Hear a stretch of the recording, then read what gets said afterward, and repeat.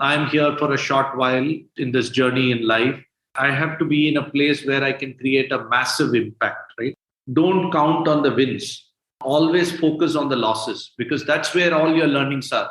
Unfortunately, real estate is the only place where data driven decisions are not taken.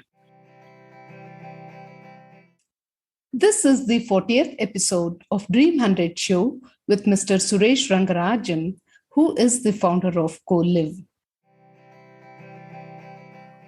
Welcome to Dream 100 Show, listener. I'm your host, Savita Hosamani.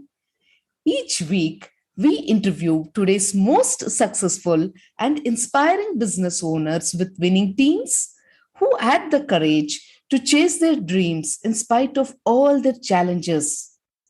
Or we go on to explore one aspect of evolving business owners, cultivating their inner strengths for personal growth, which will impact business profits positively. Join us as we bring you everything that goes on in the minds of successful business owners during decision-making process and gain insights to make smarter decisions. In today's episode, we talk to Mr. Suresh Rangarajan, a successful serial entrepreneur who is passionate about building businesses and creating the future of living through his latest venture, Colive. Colive is an online marketplace for rental exchange, which means that it enables owners and tenants to discover, connect, and transact digitally through this platform.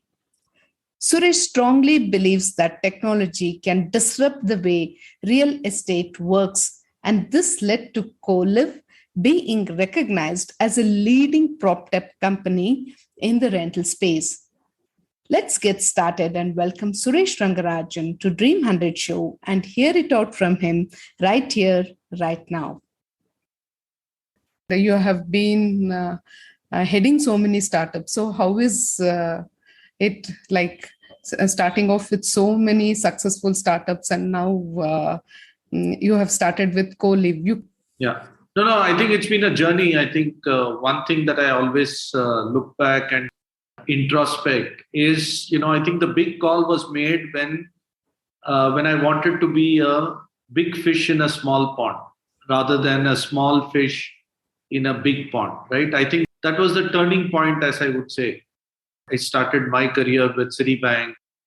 As you know, about 25 years ago, Citibank was being in a foreign bank was like the most sought after thing. People would dress up. It's a foreign bank, pays well. The entire aura around a foreign bank is always very, very magical. So, it was as a young 22-year-old, it was like a dream job that I landed. 22, 23-year-old, right? It was like dream come true. But, during the course of the journey in Citibank, I realized that, whether I come to work or not, the city stock price would not change significantly, right? I mean, it is not like Citibank was dependent on me. At that point in time, I think we had about 70, 80,000 employees in about 100 countries. It was a massive organization and there was no impact that I was creating. So I think it was important for me at that point in time in my life as to how I can go and create an impact. So I think that was the most important point where I jumped and I said, listen, I'm here for a short while in this journey in life.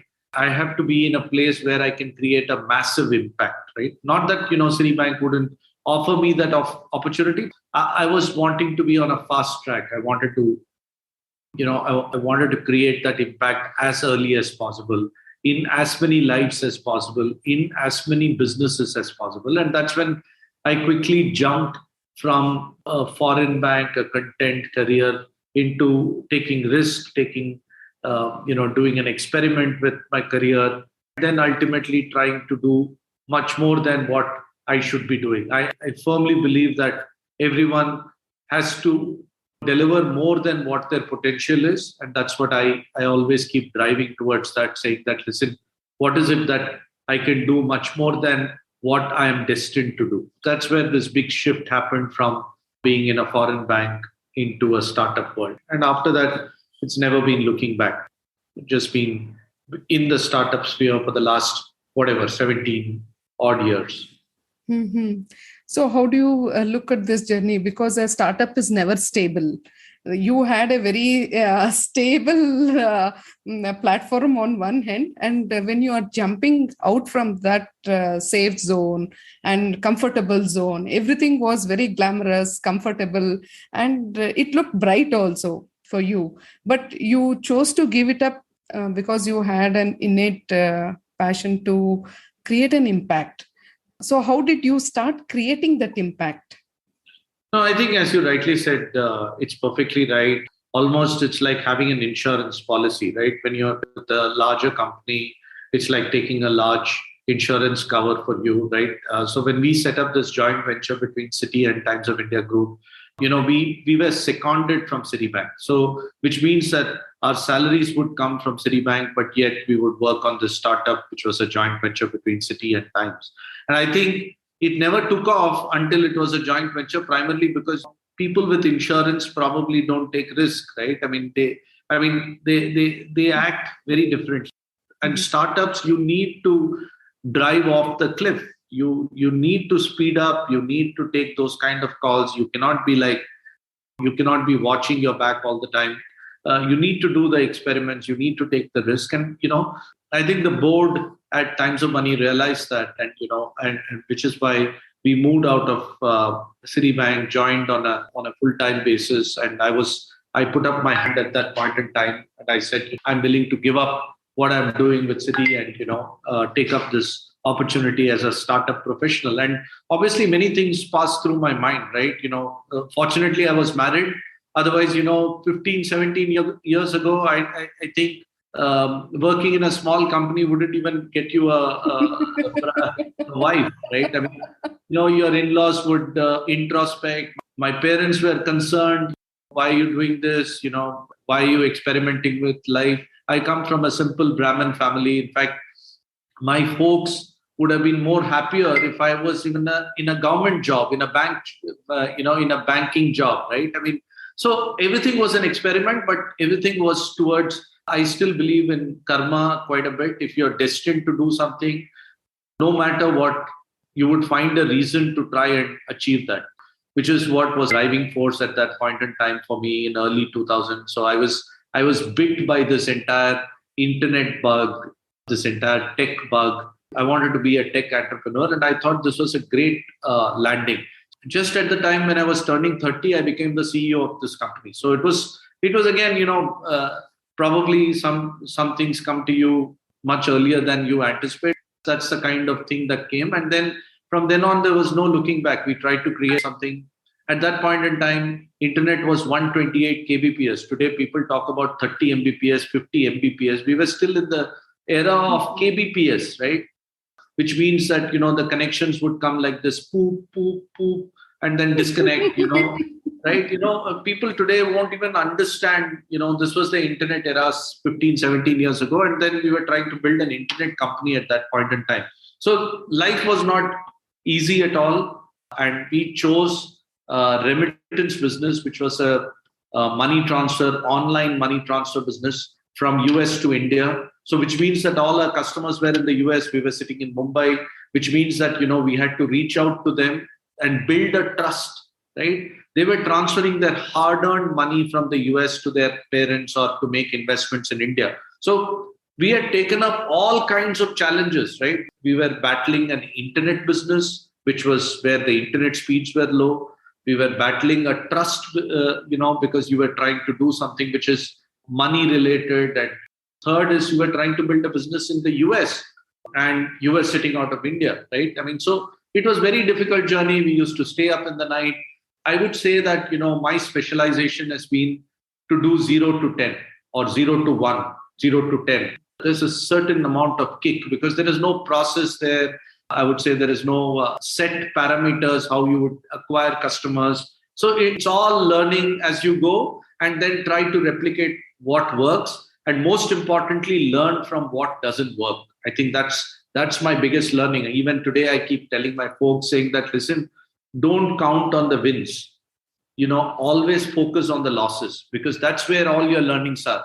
When your customer tells you, I don't want to deal with you, that is where learning is. You change your product, you change your pricing, you change your service parameters. Everything changes depending on when the customer rejects you. When the customer accepts you, you don't actually learn from that, right? So in fact, we have a specific team which actually only looks at rejections, right? I mean, that's the way we have always built our business, because when you are frugal, when you're doing small things, it's very, very important that you learn from the mistakes and, try to implement things which are better for the customer from there. So I would say it's been a dream. In terms of self-satisfaction, I think it has been immense. Whether it was worth, whether it is the kind of stress is worth, I don't know. I mean, I don't know how much it is. There is a blood pressure meter, but there is no stress meter. You don't know how much my heart has shrunk because of all the stress that I've taken over the last 15 years. So be it, right? So how did the Colive happen? Because you were in the different space, and then you said that you got the kick of establishing these startups, and it was successful. And thereby, what pain points did you notice to start off with a concept like Colive?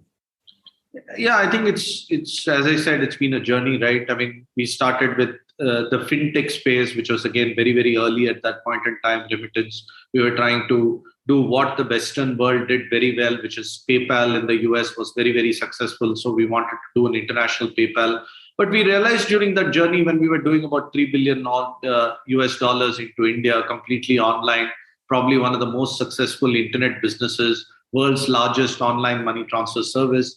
But when we did all that, we realized that most of the money that was coming into India was not just coming for, supporting family. It was more coming for investments into India. And what were the investments? They were actually either investments into real estate, golden times for real estate. And India was booming, right? And, every NRI would transfer almost every cent that he had saved back home to India to deploy into real estate. And that's when we realized that, listen, there is a big opportunity to create this shift from creating a money transfer business and using that money again to deploy into real estate. There was an opportunity to make some more money, right?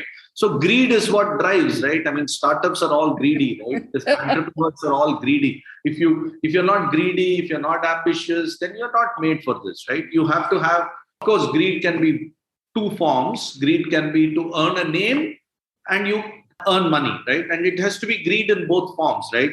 Not one of them will satisfy you. It has to be a combination of wanting to make a big impact and, of course, make money. If you're not of that variety, then I guess, obviously both don't satisfy you. So greed of making a few more bucks by trying to deploy that money into real estate was what was driving me from Remit to India to create another startup for Times of India group called Artha. So I set it up all over again, 2008, 2009. Went back to the drawing board, created business plans, created a team, ground up, because we left Remit to India there, and we started off on this journey and put in a team together. And unfortunately, the Lehman Brothers crash happened in 2008, so the taps dried, and suddenly we had estimated a certain way of taking off Artha money and Artha property, and we had to then pivot very, very quickly. And when I meet investors, they tell me that one of the most important qualities as an entrepreneur you need to have is how do you steer through a crisis? How do you pivot from what you are into creating something else using the same resources which are going to be limited? And that's what we did. Very, very early at our start, we tried to drive from what we were doing at that point in time to creating an interesting enterprise. We ended up selling about 15, 16 million square feet in the country. We were a reseller. So ultimately, real estate was primarily always a Vastu driven, right? So your mind would determine what you buy, but we made it Excel driven. We take pride in the fact that we made it Excel driven, which means that, listen, what did you do? I mean, does it make return on investment? does it make economic sense to invest in a property? So it was all buy to let property. So I did that until about 2016. And in 2016, I took a break. I went back to college.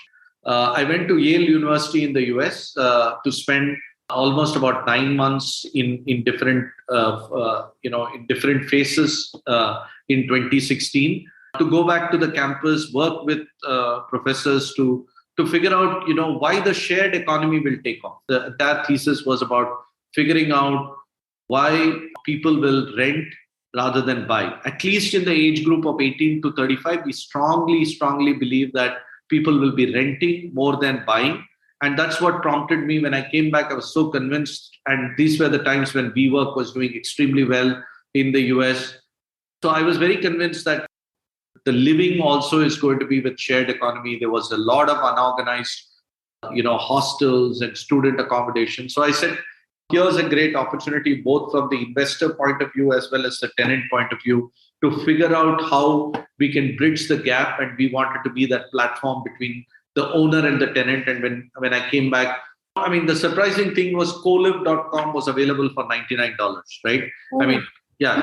So we were lucky, right? At that point in time, this industry hadn't evolved, right? I mean, today, I think just the name, we would be able to generate a few $1 million, right? Just selling the domain name. But, that's how life has transformed. People have moved up the pecking order in terms of understanding what this industry means.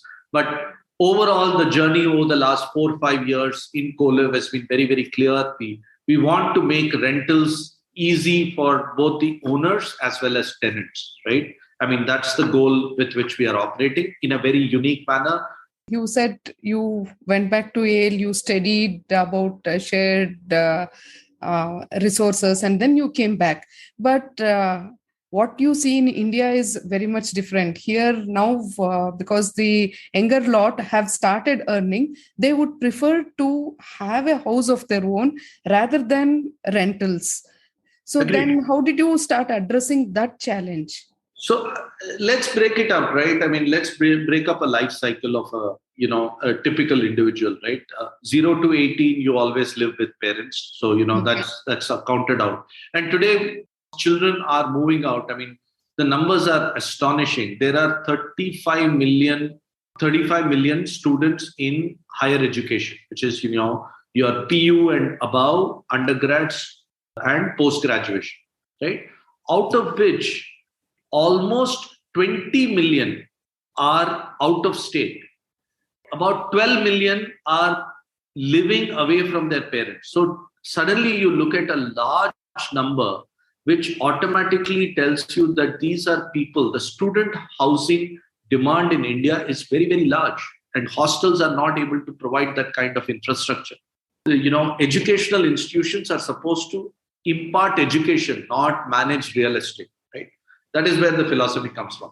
So your first target segment is your 18 to 22, which is your typical students who move out of their nests, right, at that point in time, whether it is for undergrad, postgrad, whatever it is.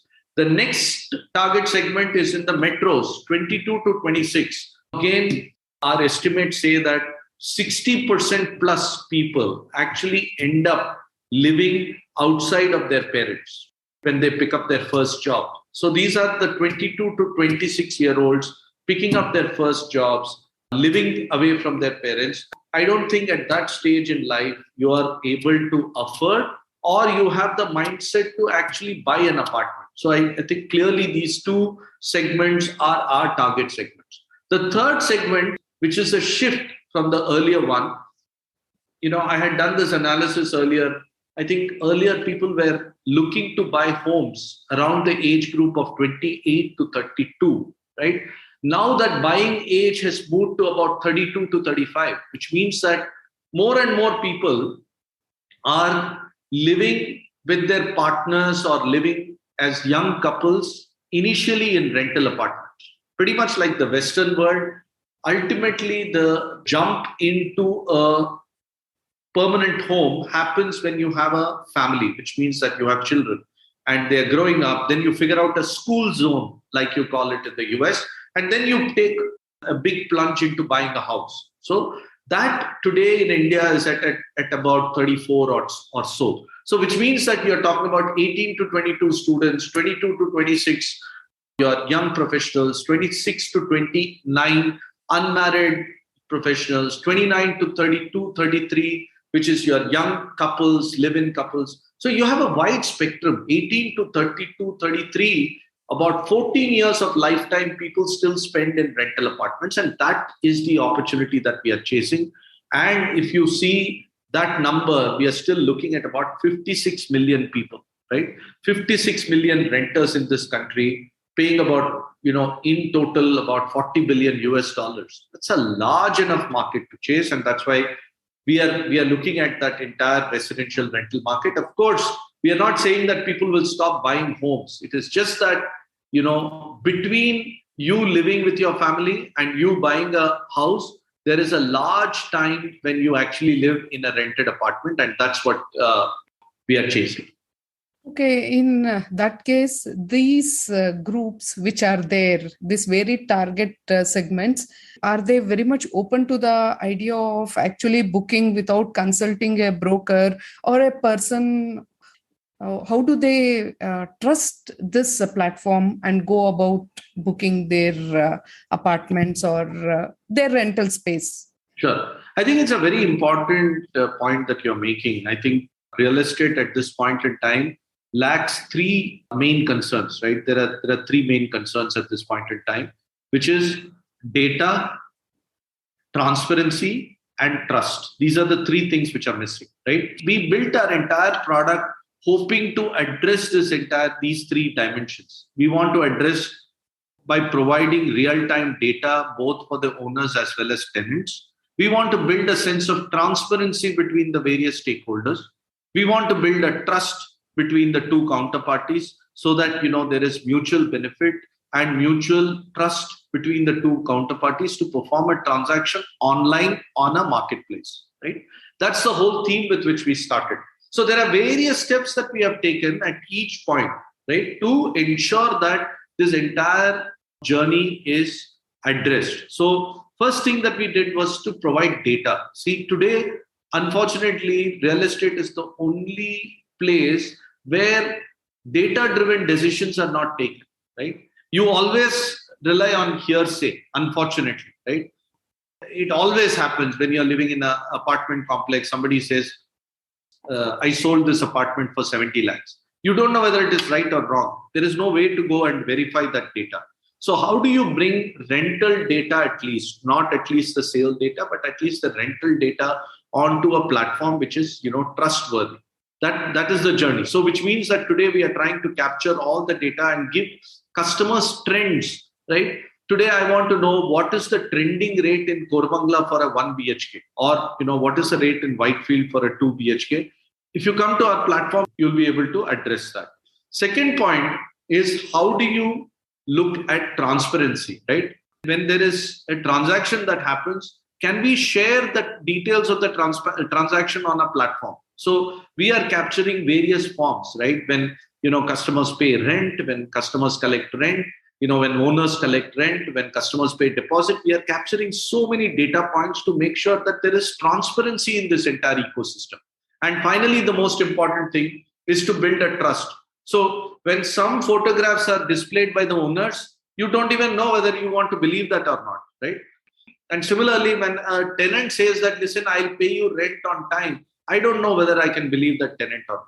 So ultimately, what we are trying to build is a trust system. So both the owners and the tenants in our platform are rated, right? So they are basically rated in the sense there are 60 parameters by which I generate a score called the net property score for each property.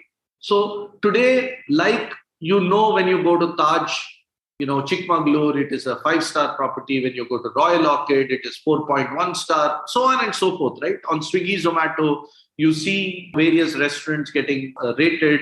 So similarly, in our platform, we have built this entire thing saying that, listen, when you come to our platform, when you understand each of the various parameters that happens, you will be able to get a rating for the property. And you can trust that because we are a third party. We are using the same 60 attributes to give a rating to each of the properties. Similarly, the tenants are rated on something called CITIL, CITIL, which is Credit Information of Tenants in Leased Accommodation. What does this mean?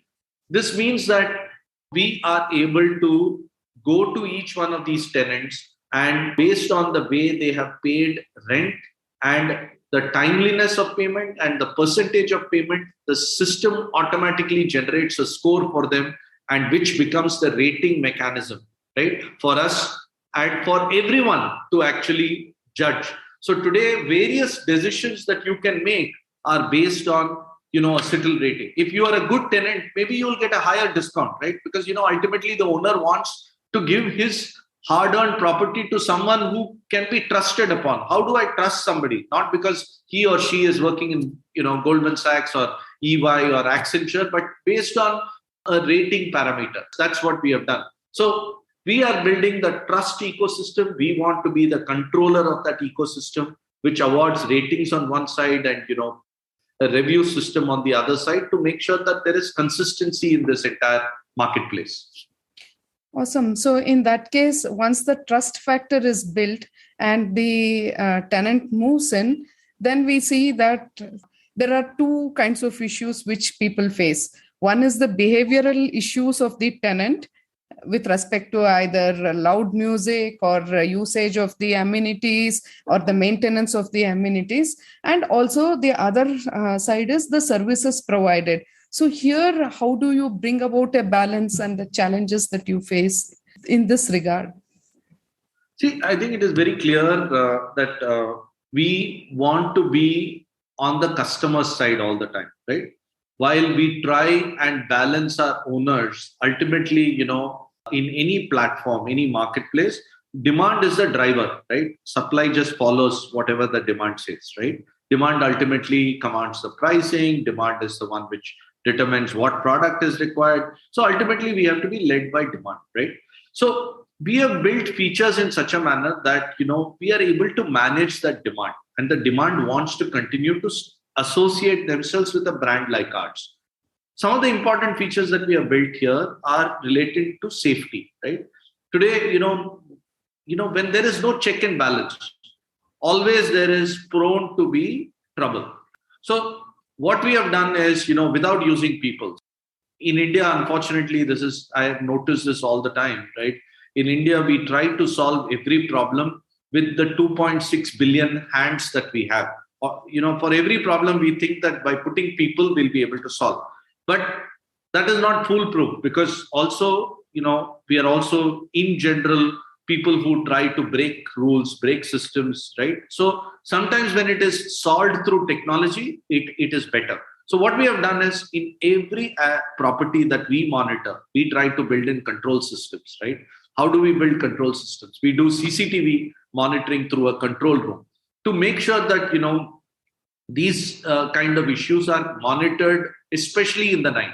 Second thing that we have added is, we have added a US style 911 number, an emergency number, right? Today, any of our customers, 9098 911 911 24/7, they can call for any intrusion, trouble, fire, medical, etc., right?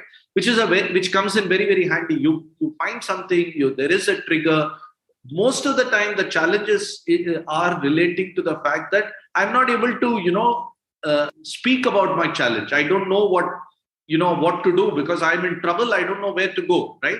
So we created this. And then ultimately, we solved all this through a floating control emergency response team, right? So in each of our clusters, there is between 8 p.m. and 6 a.m. in the morning, which is when the maximum trouble is likely to happen. There are floating, security staff who go around to make sure that, if there is any emergency trigger, these are on and addressed. So while we believe, most of us believe that, bachelors are troublesome, young people are troublesome, students are not good, right? But ultimately, when you do checks and balances, when you put some rules and policies, these guys, yes, they are boisterous. they want to create noise. They want to be heard. They want to be loud. But when there are checks and balances, we started a life 4 years ago where people were throwing bottles from top floors, and we've gone through the learning. I think we've been now in the business for more than 1,000 days. We have learned. We have built control systems to make sure that we are able to address all this. Awesome. So, like as the saying goes, that the best service comes out of the most unhappy customers. So what were those any kind of unhappy situations where you learned the most and you implemented it? Safety is one. Awesome, because I'm sure any girl who is going to a new city, this number which you said will give lot of safety and security, because you know that you just have to go and dial that number and somebody is there to take care of you. I think one of the learning, as I said, however old you are, whether you're 20 or 50, your mother always asks, are you safe? Right? I mean, this is a natural thing, right? And when you go to office, nobody asks whether your office is safe. It is assumed that the office is safe, but the place you live, always, people are concerned back home as to whether there is safety or not, right? And which is what, so when you are building a living brand, right? So it is very important to build the living brand with this kind of a feature, safety feature. So we have what we call the 6S feature, right? We are addressing young population. So style comes number one. That is the first S. The second S is in the form of safety. Third S is in the form of service, right? We believe that these people are demanding customers and they need service, right? Fourth, despite the fact that these guys, we think that they blow a lot of money, they are very, very conscious about money. So savings is very important. Then their social networking is very important. And finally, they want to deal with smart things. Smart systems, smart energy meters, smart door access, so because they want to be connected all the time. So we built this entire philosophy for our demand with a 6S promise, which is style, safety, service, savings, social, and smart. So every offering of ours is built on this parameter, right? And all this has come from learnings, right? When you actually, as I told you, for us, rejection is very important. Why do we get rejected? Because our product is not good, or the pricing is not correct, right? Or, ultimately our service is not good. So all the three are learning for us, right? And I've gone ahead and, see, today is an age of social media blackmail. Unfortunately, people believe that even if they are at fault, they can cry foul on social media and get the brands to be on their knees, right? So what does it mean, right? I break a contract, but I want my money back. I go and post on social media saying that, listen, I'm not getting my money back. But you're forgetting the fact that you have not delivered your part of the promise. But unfortunately, that's the way the world is, right?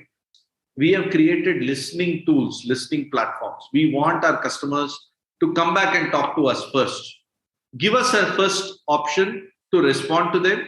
If they are not happy with us, yes, of course, they can go wherever they want and cry, right? So we created an escalation room. So every day between 5 and 7 p.m., we want our customers can come, walk into that room and pour their hearts out. Because unfortunately, one of the things that I've realized is never to share phone numbers with your customers. When you are a consumer brand, right, you have to have a proper ticketing system. If you share phone numbers, customer expects that that phone number has to be responded 24/7. And unfortunately, not everybody will be able to handle. And when you're speaking on the phone, you don't know how to resolve that issue. So as a consumer brand, you have to have your ticketing issue, but sometimes the customer still wants to talk to you. You have to create a room where they can walk in, which is a virtual room where they can walk in and pour out their feelings. And I have a message box for me. So if they want to still escalate, there is a message or speak to the CEO, right, on our website.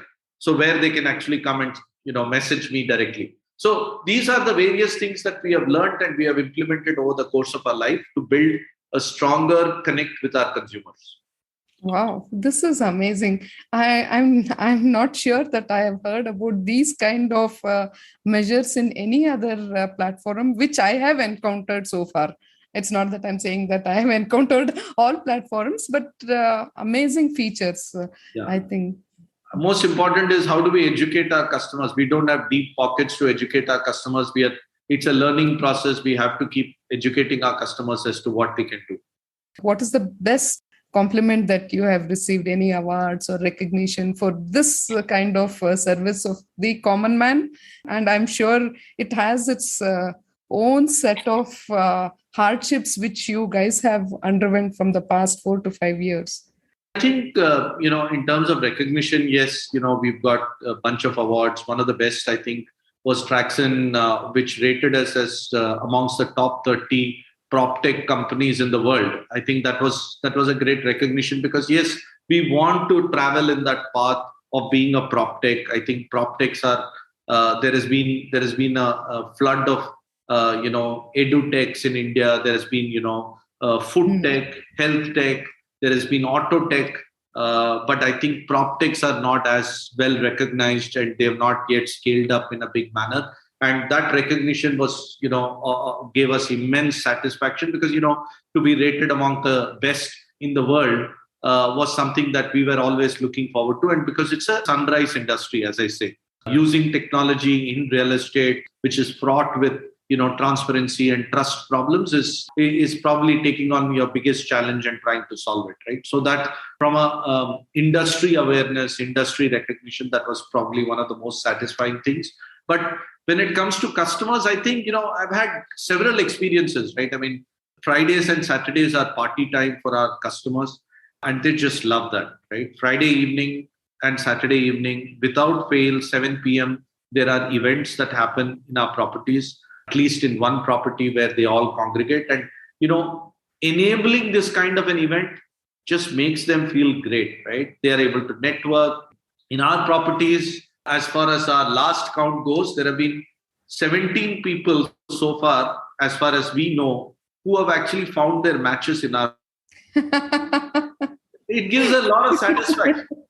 It's a small thing. It's got nothing to do with how much money we make. But if you have found your buddy or your live-in partner or your life partner after coming into Colive, I think that's great because life is full of memories and you need to build memories, and memories are out of people and places. And we are glad that we are able to provide both good places to live in and great people to be around. Wow. Okay, if you want to advise somebody who wants to go in this real estate space, what advice would you give to budding entrepreneurs? No, I not just in real estate space. I think, people have to be aware that if you're getting into entrepreneurship, the most important criteria is you need to have very, very strong, mind. Very important to be very patient. You can't get off the pedestal very quickly. You need to have the patience to survive. It's a marathon. It's not a sprint. And most important challenge one will face is with cash flows, right? I mean, how do you manage cash flows? Just because you have the money, you throw it behind something which is not required at this point in time, you're going to regret, right? And finally, unless you learn from your mistakes or at least from other people's mistakes, you're not going to progress, right? So you have to have that kind of a mindset. And specifically, if you want to do real estate or anything to do with real estate, which is a very, very large asset and you need to work on it, I think one of the most important things that you need to know is that you have to use technology. If you think just because real estate in general, you feel that there is a lot of money to be made, if you don't lose technology, you will end up a loser. So I think it's very important for entrepreneurs to build something using technology, especially in the real estate space, right? So broadly, that's what is my advice for entrepreneurs. So in this journey, what has been your lowest point and how did you bounce back? Yeah, of course, when the first COVID happened, I thought, world was coming to an end. So was the case for many people. But I think those months in 2020 were probably very, very uncertain, very, very challenging. People talked about this was God's way of declogging the cities, de-urbanization, People will never come back to larger cities. So, those were probably the most challenging times. We were very, very worried whether there was going to be future, because our future as an industry, renting is linked to people floating population coming into urban markets, right? But I think that quickly changed. Every time there was a relaxation in lockdown, people would flood back. Students would want to come back to face. I think now, after the third wave, I think it's no looking back. So I think that was probably one of the lowest times in my life. I thought that life was not going to be easy at all. But I think the way we resolved it was by keeping ourselves extremely busy. Me and my entire leadership team, we were continuously doing something or the other to make sure that we stayed ahead of the pack. Like, for example, one of the things that we did was, our properties were lying empty at that point in time. We had very few customers living there. Occupancy was low. So, we quickly came up with innovative things. Like we said that doctors and nurses were finding it very difficult to go back to their societies because these people were serving COVID care centers. They were not being allowed back into their homes. So we said that they are welcome to stay with us, right? So that gave us a lot of hope because we started, using our property effectively. The second thing that we did during lockdown was there was all these delivery boys, Zomato, Big Basket, Flipkart, Amazon. They were allowed to move around in the city, but poor guys would not be able to find food, right? Because all the restaurants, all the roadside food vendors, everything was closed. So we teamed up with big players like Big Basket to offer them free food, right? Every time you received a package, we said that you can send an SMS or a WhatsApp message to them, and they can, you can gift a meal, right? And they could go to any of our locations. We had about 100 plus properties in the city. They could go to any of our locations and pick up food during lunch hours. So, we just wanted to keep ourselves engaged, our team completely focused. And that's what kept us ahead of the market, because when the customers came back, our team was not, down in the dumps. They were ready for action, right? And they felt good about doing things. So I think, I strongly believe in the fact that idle mind is a devil's workshop. So you need to be active all the time. A busy mind will never give you negative thoughts. So if you have to bounce out of negative stuff, keep yourself busy, run faster than all the youngsters around you. You'll be a winner. Very, very innovative approach. I say this is highly commendable. Giving spaces to doctors and free food, very innovative approach. So what is your vision for your company in the next 5 years, keeping in mind that there might be phases of COVID as well, which we don't know? So I'll be happy if I get to $1 billion, not in valuation, but if in the fifth year, I do $1 billion of rentals on my platform. That's the goal. I hope the rupee remains at 75 and I do 7,500 crores of rentals in that year.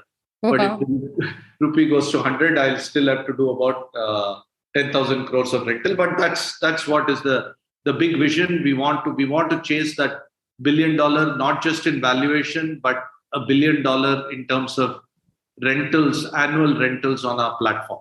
Right? That's the big vision that the entire team is working on. Wow, that's amazing. So we wish you all success. Thank you. And we have almost come to the close of this talk. So if people want to connect, of course, yours is a tech-based platform, just Googling will do. But still, if people want to connect with you directly, is there some way where they can connect with you? Yeah, absolutely. I think, they can reach me on srk@colive.com. That's an email to me is good enough. I never miss my emails. That's where people can reach me. And I strongly believe that responsiveness is important. Even if you were to reject somebody, whether it is for employment or whether it is for a partnership or whether it is for anything else, you need to communicate back to them so that they know where they stand. Not attending to calls, not responding to emails is not the culture that we want to build. And that's what I advise everybody. Just be good human beings, because why people in a lurch in terms of expectation? If you don't want to engage on something, at least inform them. I think people will always remember SRK Shah Rukh Khan. It's very easy. That is what I could relate to.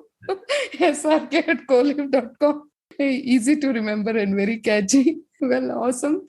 Thank you so much. It was wonderful chatting with you and gaining all this insights about Colive and how people can actually benefit out of it, and how you guys are striving to make this challenging platform a very beautiful platform. Thank you. Thank you so much. We hope to build the future of living on this platform through a unique rental exchange, and that's the dream. As I told you that we are driving towards that dream, and all of you wishing us good luck and supporting us means a lot to us. Thank you so much. Thank you. It was really wonderful. Thank you.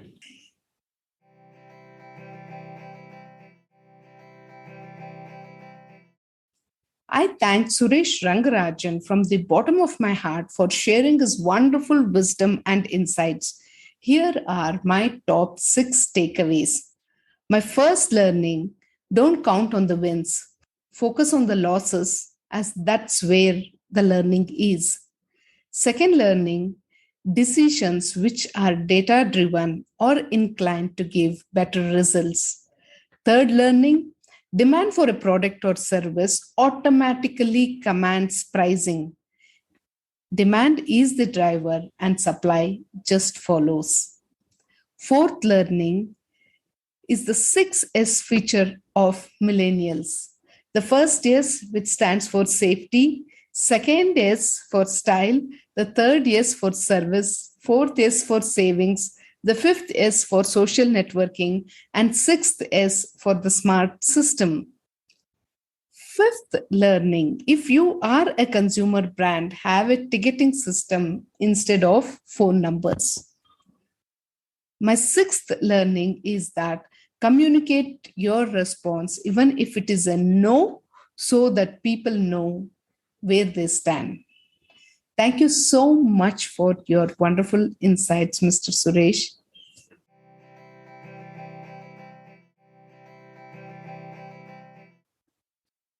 Never lose out on an opportunity to learn about cultivating your inner strengths on Dream 100 Show. We strongly believe that life is just a play. We win some, we lose some, we miss some, and we mess with some. So enjoy your journey and play to the fullest. Thank you so much for listening to this episode of Dream 100 Show. And now, make a smart decision of taking the next step towards building your trust and your dreams. Don't forget to subscribe to Dream 100 Show and leave a review on Apple Podcast. Share your biggest takeaways with us and follow us on LinkedIn, Facebook, and Instagram. For more details, shoot an email to us. This is Savita signing off, and catch you soon in our next episode.